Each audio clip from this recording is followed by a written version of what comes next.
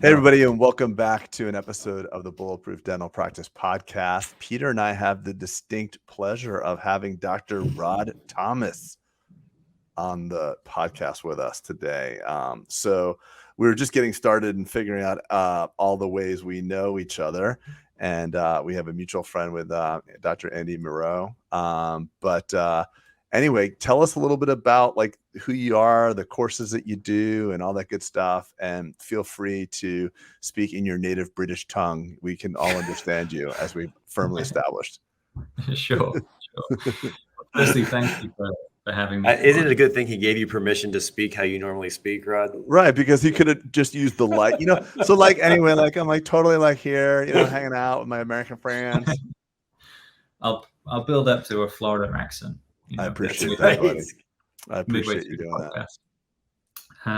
But yeah, I guess I went to dental school, so we all make mistakes, but I am and that was back in kind of 2014.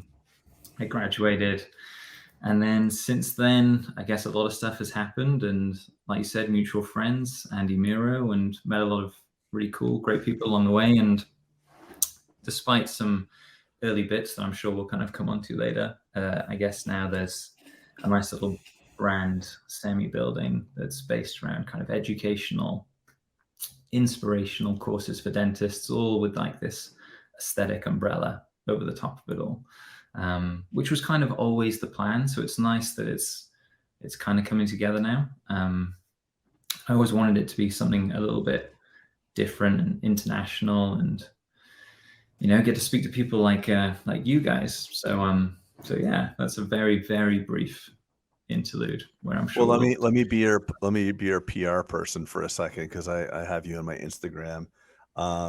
Best young dentist winner consistently from 2016. That's pretty cool. All the way through 2022. At a certain point, you're gonna have to relinquish what is the that. award? What is Best the award? young dentist winner. Best young dentist. It's qualified as young. So I don't know how many years in a row can you win this, because you do seem fairly young. You seem young. So I know I look about 12, so it's very. You look young, and I'm glad we did this on YouTube, because your hair is spectacular. There are gray hairs back here. Okay. I promise. But yeah, it's a poorly worded award. I'll just start by saying that. And the only person that takes it seriously is probably my mother. So every year she is just psyched to win that. But yeah, it's anyone under the age of 35, I guess, can apply in the UK. And they do it into regions, which is why if you see some British dentists, like I know you had Simon Shard came on your podcast time ago. Like I think he won it originally. He was like the original winner. Maybe I'm wrong on that. But I remember being in dental school and seeing someone win it, and I thought, well, if someone else can do it, I want to try. It must be possible. But yeah, so I've stopped doing it now. So this is the last year. I'm not entering anymore. I'm gonna take it off social media and put something else. Okay, well, it was useful. To be the best somewhat young dentist, I mean, that's a whole other category for you. Yeah, absolutely. For the best not old dentist. Peter, you and I should go into the best old irrelevant dentist of the year. The best middle-aged dentist ever award. Yes, exactly. Going real, Dad. I never self-proclaim it. I think just do simple stuff. Yeah. Relatively well. So was that a big no? Look, Craig says you have a lot of followers and stuff like that. I'm guessing it's equal parts patient, equal parts dentist, or most of your followers that of tell me what's the constituents of your following? Yeah, so I would say it's probably like 95% dentists. Okay. And like I've probably only ever had 2 patients come to me from Instagram, maybe 3. Really? And yeah, that might be kind of geographically. I'm in Wales, so it's not kind of the dream. They don't have Instagram in Wales. Yeah, I mean, we've barely got the wheel. It's kind of like China. They got the wheel. Yeah, we're working up to electricity. But, right. Well, you have a really nice candle power glow in the background, whatever that is. So thank you very much. So do you have your own practice, Rod, or tell us a little bit about your come up? In 2014, you graduated, and what got you here? And then how did it kind of happen? Okay, Yes. I'll give you a little story, and if it gets boring, just feel free to like cut in at any point in time. So yeah, graduated 2014, and I guess back in Wales or back in the UK, you do this residency year. So it's kind of your foundation year where you go onto the National Health Service, and everyone kind of has to go through that little period. But I always knew the kind of dentistry I wanted to do wasn't kind of the health service dentistry. I always wanted to do private or fee for service dentistry. But everyone would say the same stuff, like you can't do private dentistry until you're 35 or maybe 40. You can starting to these little private bits. And I was adamant that I wanted to finish that residency and go straight to private dentistry. And everyone told me it was a mistake or that it wasn't possible, which I loved. I love being told that kind of stuff. And so during that kind of residency year, and Andy and I laugh about this because we both did a similar thing. People came and kind of gave lectures and education days to us. And like my mum was a teacher, and that's always kind of what I wanted to do. And people would come along and I would think, God, I would love to be one of these guys that are coming in and giving these talks. And so I would secretly, or not that secretly, but I would make lectures for fun. So during that year, I kind of made these 10 lectures that no one knew about. My family were like, what are you doing? Why aren't you going out this weekend like you used to? And I was like, oh, I'm on lecture like number 8. And they'd be like, you realize no one's asked you to give a talk. And I would say, I'm very well aware of that. Thank you for bringing that up again. But one day someone will, and I'll be really prepared for it. And then at the end of that residency year, the guy that kind of ran the whole thing asked me to come back and do a day. So I played it kind of cool. And I said, I could do that. And I put all 10 together and started kind of doing these little teaching days that started really small, just in Wales and the UK. And then I managed to get that private job that people said I wouldn't be able to get. And it was just a matter of creating a clinical portfolio. And I would leave work instantly, drive to every private practice in like a 50-mile radius of where I lived. And I would just hand drop them off and try and come across as a relatively normal person of society. And then managed to get my foot in the door that way. And that kind of started there. And then I kind of always stayed in private practice. I only switched once from the first job that I started. So I've been in the same practice now for probably 6-7 years. Tell us what the practice dynamics is. Single doctor or multi-doctor? So when I first started, it was very different. It was kind of 2 dentists kind of in their 70s and one younger dentist, and he kind of owned it. And by younger, he was in the 60s? He was in the 60s. No, he was probably about 40, 45, something like that. And he said, they interviewed a lot of people, and I'd quit my previous job. And so I was trying to play it cool in the interviews, but I actually was unemployed and making no money at all. And I was like, oh yeah, it'd be great to hear back about the interview. And we had like 3 rounds of interviews, and eventually they said yes. And so I started working there, but it was very old school. Compared to how it is now, it's changed completely. So now we have specialists in every area, and it's probably gone from 3 surgeries to like 10 because they've expanded next door. So it's... Hey, Peter, by surgeries, he means operatories. So I just have to keep it. I have to translate for Americans. Okay, sorry. I was actually thinking that. I was like, 10 surgeries. Yeah. Got it. Yeah. No, I'll translate. Thank you. But it's not quite on the biscuits scale. Or cookies, I think, too. Just so you know. Biscuits? Or cookies. I like both biscuits and cookies.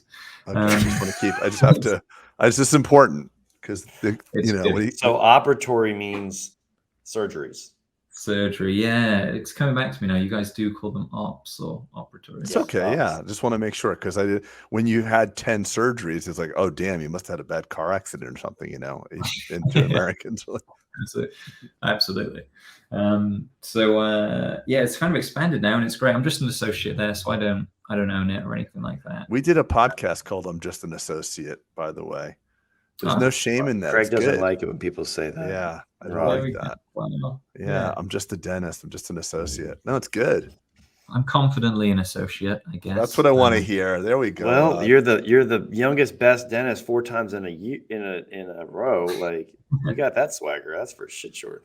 Yeah, not at all. And and Craig, Simon, he was the previous winner of this. I think he had won in a different geography. I don't know. Didn't he kind of look like Rod, like good-looking guy. Like I think they just give it to good-looking guys. Well, they probably have some good-looking girls there. I'm Googling best dentist Let's UK see. right now. I want to Rod. see these. Yeah. They do indeed. Anyway, sorry. I But then digress. you started like what really got me like thinking, and what really had me wanting to meet with you is this amazing course that you're teaching. And I don't want to mess it up, but what lit me up, I know you teach many courses, but the direct resin course, you have that, correct? I just want to make sure. Yeah, that's the flagship right there. Yeah, I just love that. I think that's so cool that we're having that you're doing that. It ran at Nova a couple of years ago, just before COVID. So I was in Florida. If I'd known you guys back then, I mean, would have come straight over. What made you get into? What made you decide A, that was a passion, and B, that was a niche you wanted to get into? I think, I always thought I was going to be like a max fax surgeon. That was kind of when I went into dental school. A what? Oh, like a oral surgeon? Yeah, maxillofacial kind of stuff. Okay. I never heard Max Fax. I like that. If no other reason, Rod, this is so cool to get our British dental jargon. If you are a dentist in the UK and you've been listening to us, please comment below. And we were going to do this now. Surgeries, operatory surgeries, Max Fax. I like it. And then there's rugby ball burr that you guys call the football burr. Yes, of course. It's a rugby ball burr. So much. It all comes out on these courses. No way. Yeah, but it's true. It's not a football shaped burr. That seems like a clunky name, rugby ball burr. No, it's just an RBB.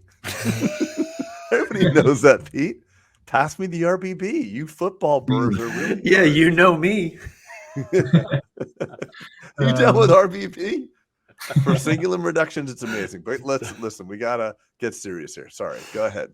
No, I'm enjoying it. I've got a whole list. But yeah, I thought that was what I was going to do. And then it kind of got to, this was like 2009, 2010. A lot of great TV series came out at that point in time, like Prison Break, for example. So I missed all of the oral surgery tutorials and all that kind of stuff. I wasn't the most diligent dental student, I don't think, in its early years. So when we first came to take out a tooth, I was unlucky. I was in the first group. And I try to get out of it and say, I was sick. I didn't manage to go to all the tutorials. I'll just watch today. They were like, no, you got to do it. You got to get in there. And it was just myself, no assistant, and just this guy in the chair taking out a molar tooth. So I got him numb, and I was like, that's a great start. That ID block worked. And then I told him, I just got to go to the bathroom. And I kind of YouTubed 2 or 3 videos of people taking out teeth. And I went back in there and kind of put this 45-minute show together. And the tooth eventually came out, but I ended up with PTSD, I think, from the whole thing. And I realized, oral surgery wasn't for me. But then that led on to kind of, it might be. You've just got your training on YouTube. So that probably was factor number 1. I went to play tennis with a very world-renowned tennis player.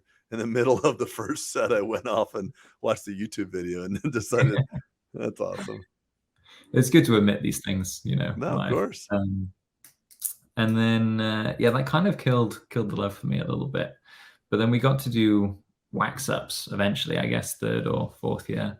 And I instantly was like, I love this, because I hadn't really found anything that really excited or engaged me too much.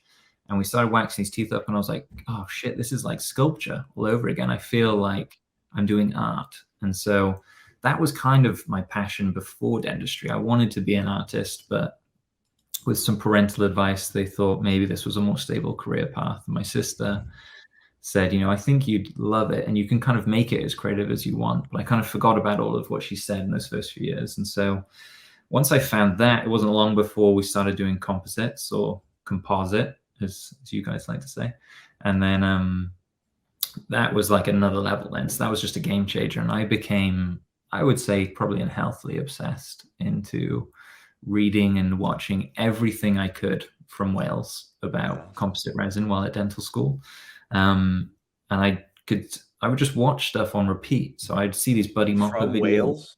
You said you were obsessed with watching stuff from Wales? Or Wales?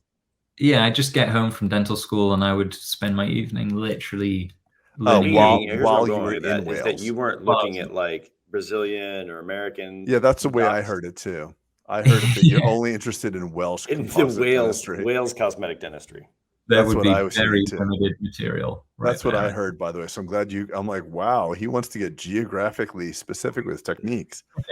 You know, there's a great guy in Brazil. Because for a while there, you know, in the UK, it was cosmetics and cosmetic dentistry and the UK were diametrically opposed. Yeah, true. You guys you led the way. Right. That's what I'm saying. So when you were saying, hey, like I dug into everything I could find in Wales composites, but that's not what you meant. You were just saying you became obsessed learning all the things about composites. I guess so, within the limited geographical region of Wales. And then that meant I came across kind of Newton Fall, Buddy Mopper, all these kind of great names. I would watch what they were doing just on repeat, literally for hours. It was weird. I would just do that, and I would want to know how they were moving the flat plastic and how thick all their layers were. And then I just kind of felt like that would be the easiest thing to, at that stage, and probably for a lot of people graduating, something you could kind of get pretty adept at relatively quickly. And then it kind of branched out into the whole umbrella of aesthetics, I guess. And so that's kind of where the passion started. I would start to see it as like an art studio. And then instead of paint, it was kind of resin. And I kind of loved it from there. I just loved making all these things and then these little transient artworks, I guess. And then I really wanted to show other people some little bits I kind of made up myself about how to do it. And yeah, it kind of kicked off from there, I guess. So what's your vision? Is it through practice or through the courses? Like what's driving you right now? Good questions. Loving these questions. I feel like we're talking about me too much, but I'll go. Well, you're the guest. Yeah, this is true. Peter and I have been known to ignore our guests and completely go off direction. So you could have been the guest listener, Rod, and just had to listen to us just banter weirdness back and forth to each other. Feel free at any point. We might do that. No, we've done that. The pod's not over yet, so just hold tight. So what was the question again? Sorry, no, I'm just.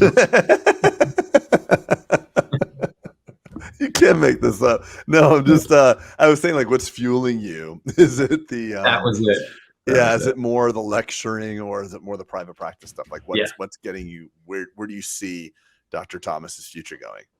Sure. So when I first started, I was working 6 days a week, and 3 of those days were 8 till 8, and so it was like just all dentistry. And then I realized that wasn't sustainable long term. And I really wanted to branch out more into that stuff. So now it's kind of tapered down every year. So now it's kind of 2 or 3 clinical days, usually 3. I've got a little gig I do with Cosmodent, I guess, as well. And then the rest of my time is purely devoted towards. What's the gig with Cosmodent? What is Cosmodent? Is that a manufacturer, Craig? Yes, they make resins. Resin. They make a good like microfilled. Not microfilled. Is it like what's the? It's like been the standard forever and ever in interior composites. I think like 70% of AACD cases use. Yes. Cosmodent. What's it called? The accreditation cases, right? Yeah, Cosmodent. Yeah. They're based in Chicago. What's the product though? They got a whole world of products. Renamel composite, but there's Renamel. That's what it is. That's what it was. Okay, got it. So part of my lack of understanding about AACD cases, but you're talking about getting accredited for direct composite veneers, correct? Is that what we're talking about? No, it's one of the 5 case types. Okay. Right. And one is a direct bonding case, one is an 8-unit veneer case, one is a tooth replacement case. Like so. I always forget, Peter, you're like an AACD guy, right?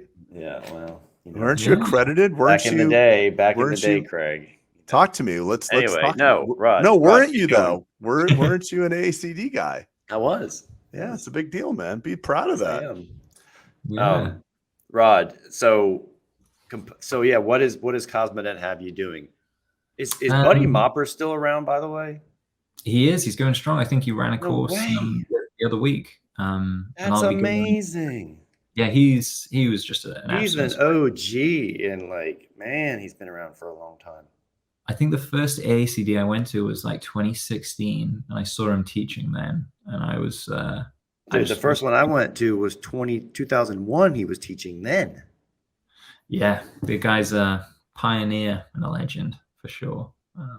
Great guy, and they're a great team as well. Like such a good family company.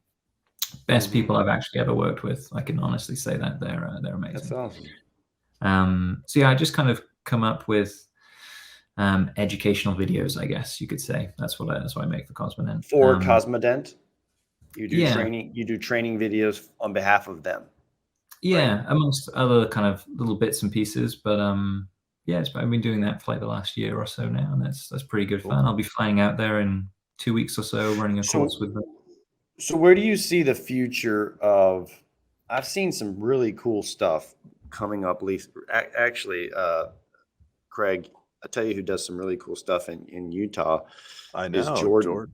Yeah, I know one of my docs is going through his course. The technology. Look, it used to be funny when someone was like, "Hey, I want a durable anterior, case. I want you to redesign my smile." You'd be like, "Well, I can do some composite, but it's more than likely going to chip in time or look bad."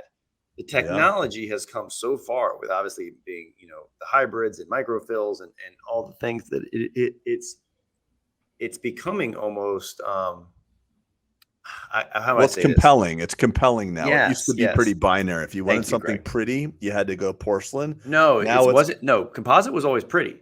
Well, I mean, if you want something durable and long lasting. Right.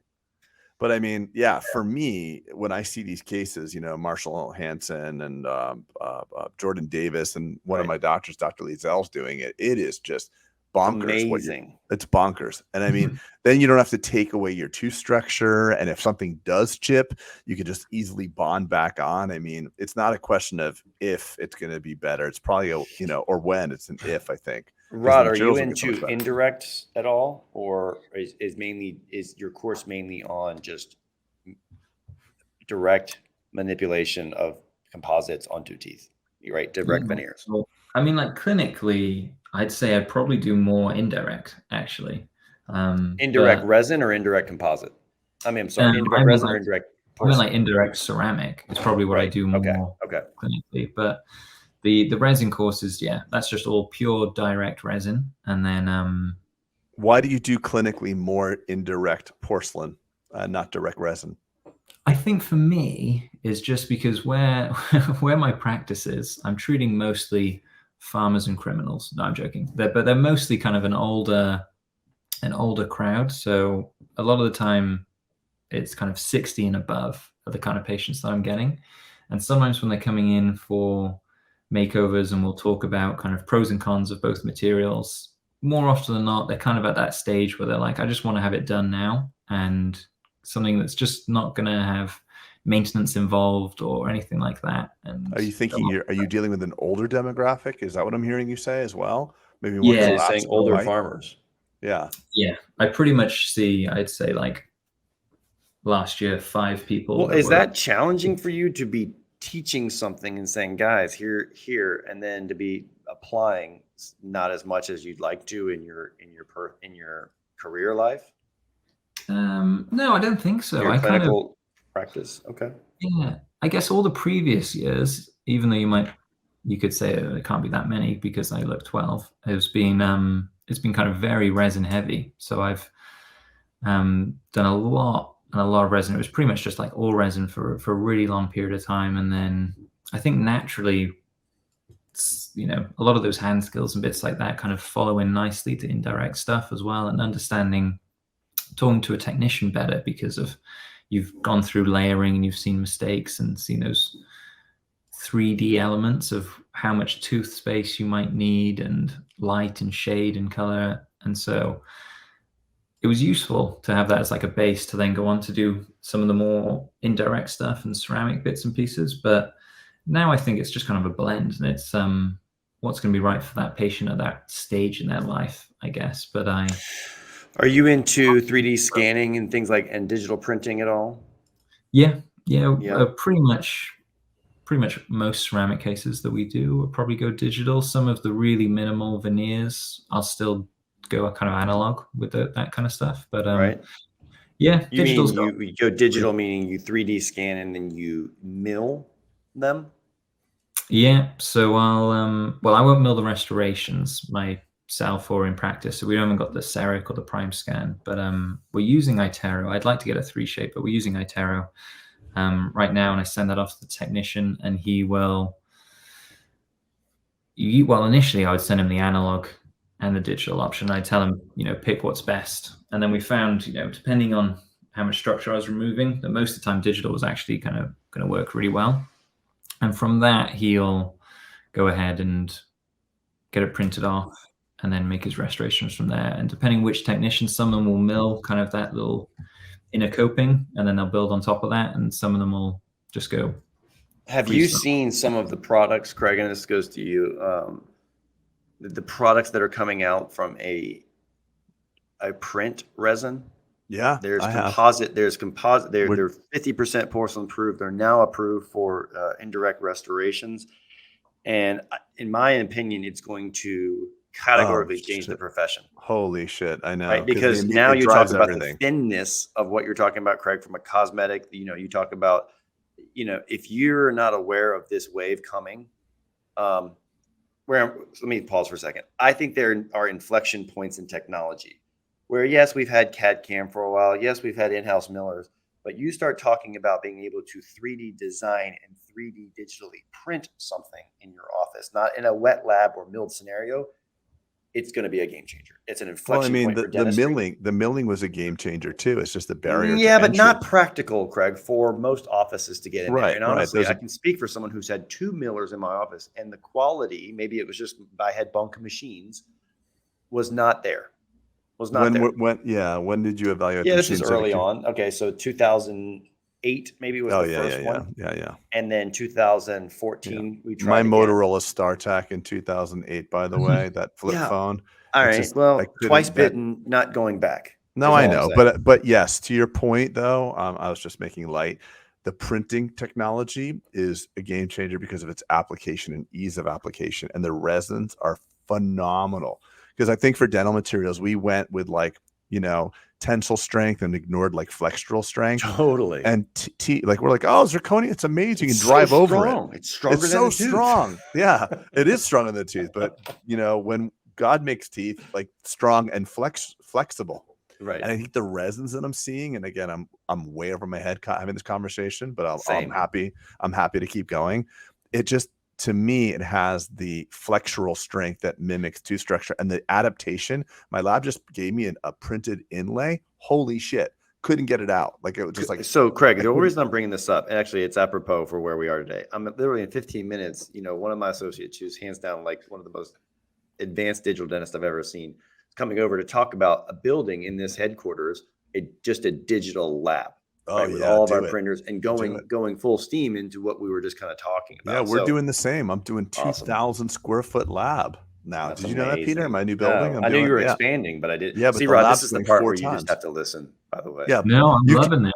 I'm learning a lot. I want to come to Florida. I want to see this lab. Yeah, so yeah, we're expanding it by 4 times, but it's going to be cool this next run. We just bought the photogrammetry scanner too. We just bought the PIC scanner. Way. Yeah, we just bought it. So we're number 44 on the list. So I think they started shipment already. So we got the brand new PIC scanner. It's like ordering a Tesla. Yeah, it it's about the same price too as the Model Y, I think. No, it's how much is a Model Y? Like a plaid. I'm just kidding. What's a plaid?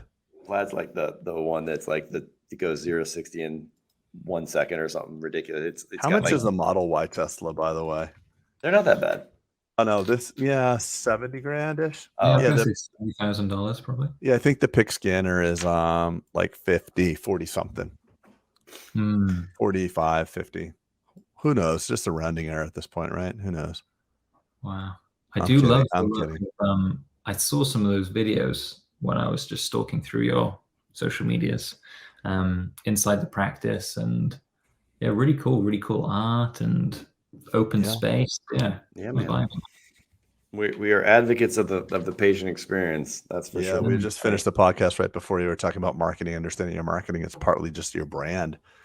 People don't think, unfortunately, dentists don't think it matters. Technology, facility teams, it matters so much, especially in the US. I can't speak to how dentistry is in the UK, but it's become so, there's a lot of really neat offices that are springing up all in urban areas that are really slick, like book your own appointments and, online. And it's just forcing all of us American dentists to really level up. I'm sure it's coming, to you guys as well. I'm sure in the dense city centers, it's there already in London. As soon as you guys get Instagram, it's going to be there. Yeah. Yes, absolutely. Well, they got to get power first, because power first, power, then lights, then running water, then Instagram. But I'm sure they have good beer. It's pretty so much, what are you, as a younger dentist, young and best dentist, what are you most excited about right now, Rod? On like a personal level, or as like a profession? Well, but I'd like to know personal too, if you know. I wouldn't. I don't really. I'm just kidding. I think the digital bits that you guys were talking about, if you see how much it's changed just in since I graduated, since 2014, has been pretty mega. And so another 10 years of that would be a whole world of stuff I imagine we'll be able to do. I mean, I can see stuff that other people are doing where it's fully digitally led in terms of, the 3D scans. They're doing all the digital face bows and all this really interesting looking stuff, and taking it from start to finish, knowing exactly where it was going to go from the beginning. I kind of always like some of the kind of master ceramist touch or the hand touch stuff personally, because you're the artist, right? And that's where the artistry. Do you believe that will be affected by this next inflection point of technology? I think it'll always be there. I think you'll always, a bit like in anything, like you could still go and buy beautiful handmade furniture. I disagree too. I think they're all gone. Really? Those, So I see the hand touched ceramist disappearing. They don't exist anymore. It's just even like a hybrid where maybe the technology does 80%, but then you have someone come in. And I think the technology gets pretty automated, and then the artistry is done by. There will probably be a finishing tech, right? And that's where no, it's not a tech. It's probably an assistant that goes to a course and learns how to stain and glaze. I'd hate to say that technology is going to dematerialize that industry. Show me the U.S. Tell me, where are the U.S. ceramic technicians? Where are they? Where are they right now? Like Edward McLaren. I'm sorry? The first one I could think of was Edward McLaren. And how old is Edward? I don't know. Oh, he's a dentist too, though. He's a dentist too. Yeah, you can't. Okay, now tell me just an iconic U.S., American dental technician that's still relevant and practicing.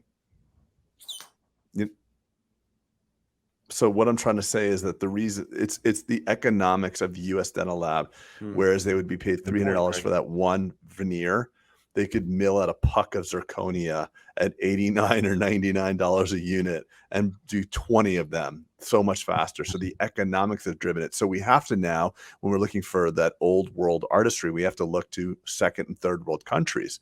The best technicians are Brazilian, and they will move from Brazil to America because of a better life. It's not because they have other opportunities. So there's economic forces at work that I think destroy this artistic profession that we've all come to love. I think the economics destroy it. The technology. I mean, have you guys heard of? Speaking of this, have you heard of? So you talk about digital artists, Craig. Right? Yeah. Have you heard of this thing called DALL-E? DALL-E. No, I've heard of Wall-E. I love that. No, it's not Wall-E. So DALL-E is it's basically an AI platform that you type in, show me a picture of Bulletproof Craig and Pete on top of a mountain, and it'll give you back a beautiful, beautiful sketch of this, of whatever. Maybe that wasn't the best analogy. Give me a, you type in there, give me a mushroom eating a strawberry or something, right? And it'll give you back all these renderings of these beautiful, unique art done by AI.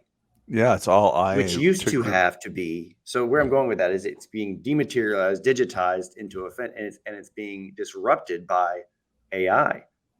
There's actually term papers that can be written now by this technology called GPT-3. Same kind of thing. It's using big data, and like on your Gmail, you have that Grammarly right? Do you have that on yours? Yeah, I have it on mine. Yeah. Yeah. So guess what that is doing? That is taking data that we are typing in our emails and aggregating it to big computers that then allows this GPT-3 to say, hey, make me a term paper on, the science of computers or something like that. And it spits you out a paper and content like that. So now you can produce content for your blogs and stuff like in dentistry, and they're pretty good, believe it or not. Like they are uniquely done because they've been trained by people's emails and our verbose and our punctuation and all that stuff. They've been training, and they just have this massive subset of data. So when I see things like this, Craig, I'm only reinforcing your thing about, artistry potentially getting disrupted by technology and AI. Is we're seeing it live, where digital artists are now being, where you have to say like, hey, I really want this picture of someone for my website to look like this. And you tell an artist what you're looking for, and they get in Adobe Photoshop and they make you some sketches of stuff, and they're like, here you go. That'll be $300. Wasn't really exactly what I wanted, but like, okay. Right. And now to be able to do it as a service for free or for pennies is crazy. And to have them spit out like that is crazy. Same thing with that GPT-3 technology. I think dentistry would be better served if patients had templated teeth to choose from, models. Patients, it's the paradox of choice. Like the artist interpretation, the dentist interpretation of what your temporary should look like, then the patient's feedback, and then the artistic interpretation of the lab screws everything up. Patient agrees to their temporaries, they love it. Then the tech wants to get fancy. So if patients could just like with a digital a digital preview, say, I want the model A in color this, and then print and then show them a video with, sophisticated and then technology. almost like live type, like putting in color, like this. And then that's here, it, Doc, right go there. home with those Right, 5 print videos. They're each that. 2 minutes each. Tell me what style you like. Do you like the, Luxor, or do you like the, this style? And then what color? And then show them all that and take the guesswork out. And now you've just disrupted the technician entirely. Well, but to be able to do that in such a small footprint, meaning most dentists have the scanners, right? We've already kind of taken that we've adopted that as being better technology than PVS, right? It's now past that inflection point of being better. It's more accurate. Okay, so now if the only other piece of equipment that you need to put in your arsenal, your armamentarium, is a digital printer that can potentially put in resins, is that not a game changer? When you tell me I had to put in a miller and get a ceramist and all this other stuff, I ain't doing all that. I'm still. But imagine though, if the patient understands what they're getting, and just through software, not even hardware, but software, has the ability to have a 3D movie of themselves with 3 different models and colors of teeth. Now it doesn't matter where the fuck the printer is. Instagram filter, using an Instagram filter to put their new teeth inside their face, and then show it, and then they agree to it. There's just too much choice in dentistry. I kind of like them squarish, tapered. I don't, there's too many choices. People really just probably need 10 or 12 sets of templated teeth, male and female, and then length could be determined, and then everything else is the same. God doesn't make that many variations of teeth. We offer them too many variations. And part of the reason why patients get pissed off is because a lab technician doesn't make the teeth look real enough. So I just think that to come full circle, I think that the dental lab industry has no more talented hand-painted technicians within 10 years. None. I mean, there might be the same guy that you pointed to, the Italian shoemaker that practices in rural Italy that charges you $1,000 for shoes, but that's not practical. You and I are not getting our shoes there. Yeah. I think I had just upset Peter, by the way. He just walked off. He couldn't take the heat anymore. I think it got too angry for him. Probably something like that will evolve probably, I reckon, pretty soon as well, within the next under 5 years. But I will always want it to be dentally driven, which is kind of against everything that you just said, Craig. But I kind of want my input into the whole thing, designing it and suiting it. Sometimes I think patients don't quite know what they want, or they want the wrong thing. But if it's what they want, it's not wrong. That's what they want. I mean, who would ever thought that patients would want to order their orthodontics online? I never thought they would, but they sure did. That's what I was just thinking as an example, Craig. Like, so our opinions are obviously wrong about what the consumer wants. We should have thought of that. We should have done this years I'm ago. actually seeing that technology. I actually saw, speaking of, not to bring up Instagram again, but I'm actually seeing that technology on like Snap-on Smiles at home, right? Where people are doing that same Invisalign model, Craig. They're taking their own PDS impressions at home. Yeah. And now they're getting, to your point, pick from a template, we'll print you these veneers and send them back to you. So they're totally disrupting the clinical side of dentistry, not to mention the lab side. We're skipping 2 people. Yeah, I know. So anyway, it's a very interesting. Rod, that was awesome. I appreciate you taking the time with us, man. It's good. Do you have anything else in closing, or well, how do we get in touch with you, and how do people that want to learn how to do Welsh direct veneers come to get you? So the Art of Dentistry courses is kind of what it's called. So you can find it through my own Instagram, through Dr. Rhodri Thomas. Do you have a website as well, or no? Yes, there's a website. You can book your tickets on there. What is the website? artofdentistrycourses.com. artofdentistrycourses.com. We will put that in the show notes. Lovely stuff. And, awesome. I hope to meet you in person one day, bud, and hope you can come maybe to the next summit or something. Next time you're on this side of the pond, as we say. I think Andy and I are planning a course in Florida next year, so we'll be around. I want to come. Nice. Yeah. Just tell me when, and I promise I won't suck up as much oxygen as I did today. That is, hey, just so you know, Rod, that is fake news. He will suck up all the oxygen. He tells you he won't, but he'll suck it all. Fake news. I much prefer the American energy on a course, by the way. It's great. Oh, I'll bring it. Yeah. All right. Well, thanks for your time again tonight. No worries. Thanks so much, guys. Thank you, Rod. We'll see everyone next time on the Bulletproof Dental Pod. Over and out. See you guys. Bye.